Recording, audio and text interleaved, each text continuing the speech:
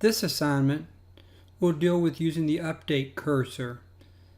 The update cursor will change the value within a cell. So for example, if you have different items, for example, yes, which could be represented with a capital Y, Y-E-S, all lowercase, all caps, just a Y, just a capital Y, could all represent the same bit of information.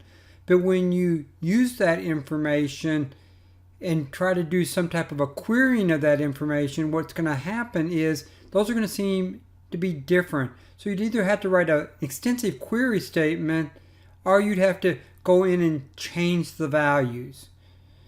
Well, what this assignment is going to ask you to do is to automatically change the values depending upon what happens. So let's say what we want is capital Y, lowercase e-s for yes.